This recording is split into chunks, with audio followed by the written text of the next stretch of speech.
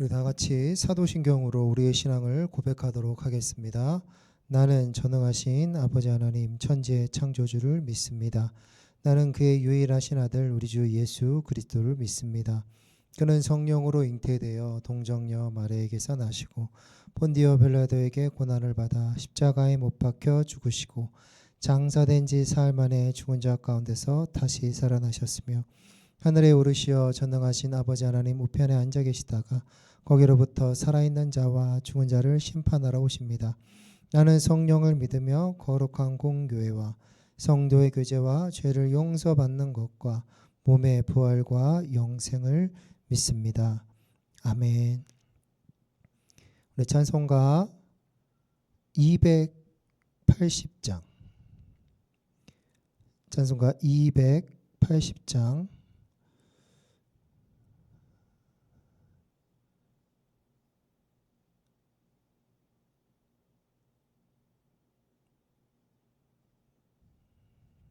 280장 찬양하겠습니다.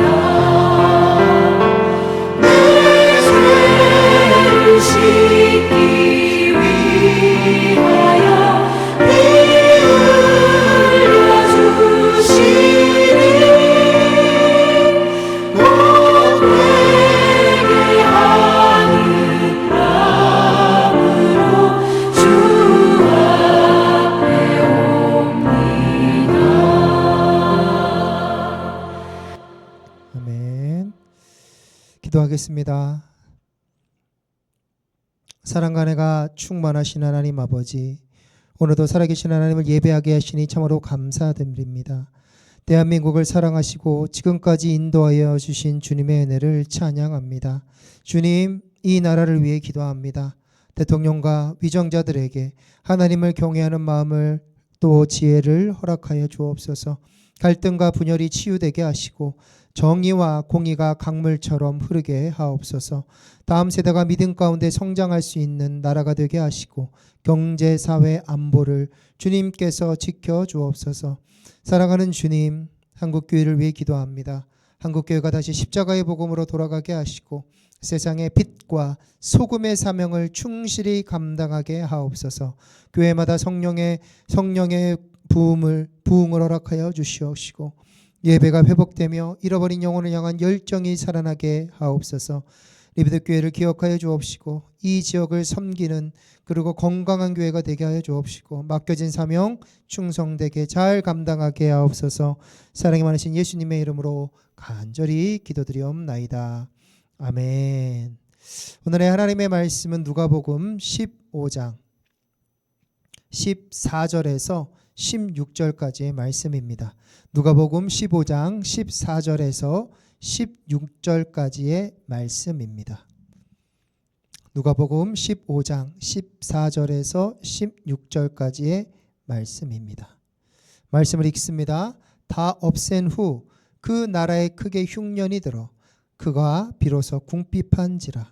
가서 그 나라 백성 중 한 사람에게 붙여 사니 그가 그를 들로 보내어 돼지를 치게 하였는데 그가 돼지 먹는 쥐염 열매로 배를 채우고자 하되 주는 자가 없는지라.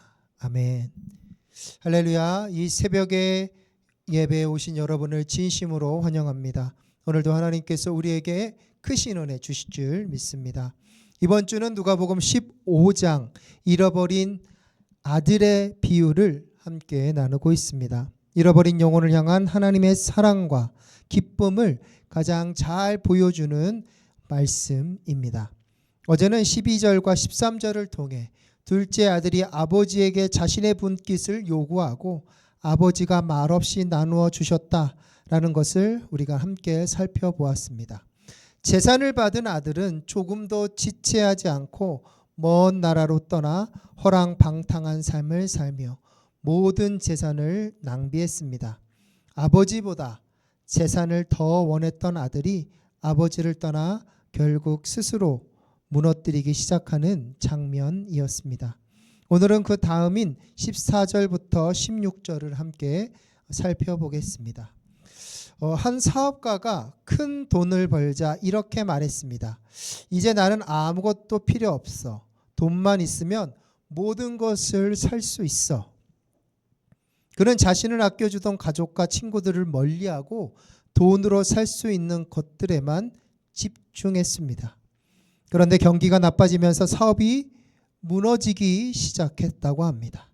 재산이 사라지자 곁에 있던 사람들도 하나, 둘 떠났습니다. 텅 빈 방 안에 홀로 앉아 그는 이렇게 중얼거렸다고 합니다. 돈이 있을 때는 몰랐는데 없으니까 이제야 알겠다. 내가 진짜 필요했던 것은 돈이 아니었구나. 오늘 둘째 아들이 마주한 현실이 바로 이것입니다. 가진 것이 다 사라지고 나서야 비로소 진짜 필요한 것이 무엇인지 깨닫기 시작했던 것입니다. 14절을 보시면 다 없앤 후 그 나라에 크게 흉년이 들어 그가 비로소 궁핍한지라.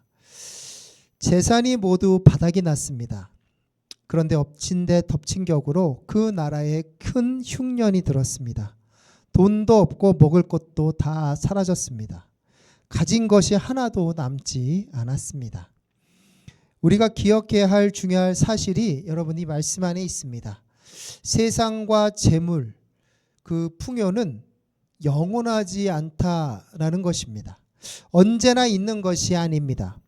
지금 아주 잘 먹고 잘 살고 있어도 여러분 언제든지 그것은 사라질 수 있다라는 것입니다. 흉년은 예고 없이 찾아옵니다. 재산도 건강도 관계도 여러분 영원하지 않습니다.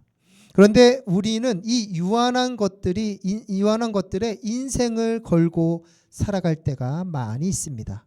오직 영원하신 하나님만이 우리의 진정한 기반이 될 수 있다는 사실을 오늘 이 사실을 믿으시기를 소망합니다.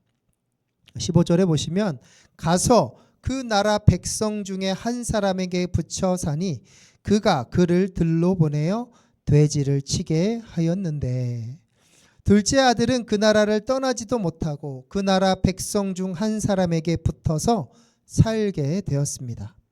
아버지의 집에서 아들로 대접받던 사람이 이제 생판 모르는 타인에게 의탁해야 하는 신세가 되었습니다. 그리고 그 사람은 그를 돼지 치는 일에 보냈습니다. 유대 문화에서는 돼지는 부정한 짐승이었습니다. 돼지를 치는 일은 유대인이 할 수 있는 가장 낮고 천한 일이었습니다.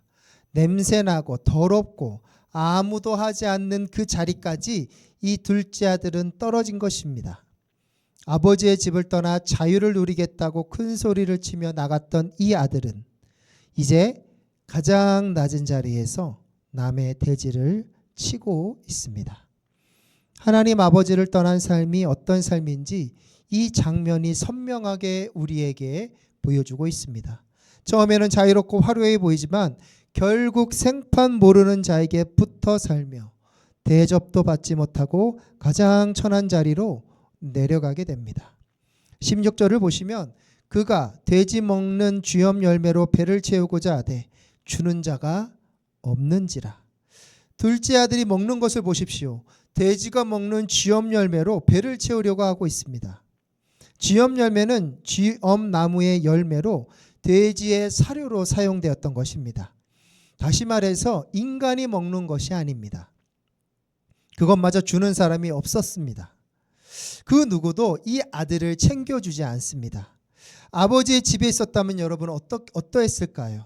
풍족하게 먹고 사랑받으며 살았을 것입니다. 그런데 아버지를 떠난 지금 돼지가 먹는 것마저 주는 사람이 이 둘째 아들 곁에는 없습니다. 아버지를 떠난 삶은 이렇게 점점 바닥을 드러냅니다. 혼자서 잘 살 수 있다고 생각했지만 결국 가장 낮은 곳에서 가장 초라하게 살아가게 됩니다. 성도 여러분, 아버지를 떠난 삶의 끝이 어디인지 오늘 말씀이 분명하게 우리들에게 보여줍니다.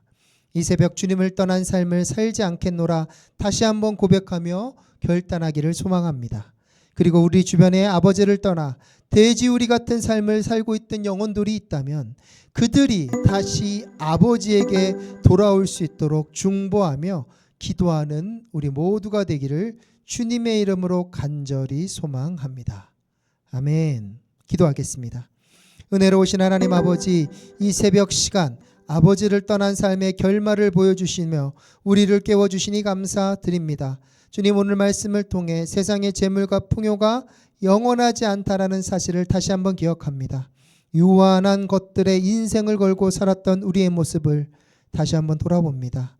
오직 영원하신 하나님만이 우리의 진정한 기반이 되심을 고백합니다. 주님, 아버지를 떠난 삶이 처음에는 자유로워 보이지만 결국 가장 낮은 곳으로 내려가게 된다는 것을 말씀 앞에 바라보게 되었습니다. 우리가 하나님을 떠나 혼자 살 수 있다는 교만함을 내려놓게 하여 주옵시고 하나님 없이는 살 수 없음을 이 시간 다시 한번 고백합니다. 하나님이 우리의 아버지심을 붙들며 나아가는 우리 되게 하여 주옵소서. 오늘 하루도 하나님 아버지 곁에 머물며 그 품 안에 살아가는 우리가 되게 하여 주실 줄 믿사오며 귀하신 예수님의 이름으로 간절히 기도드리옵나이다. 아멘. 이 시간에 말씀을 기억하며 기도하고 나아가도록 하겠습니다. 기도합니다. 사랑하는 충만하신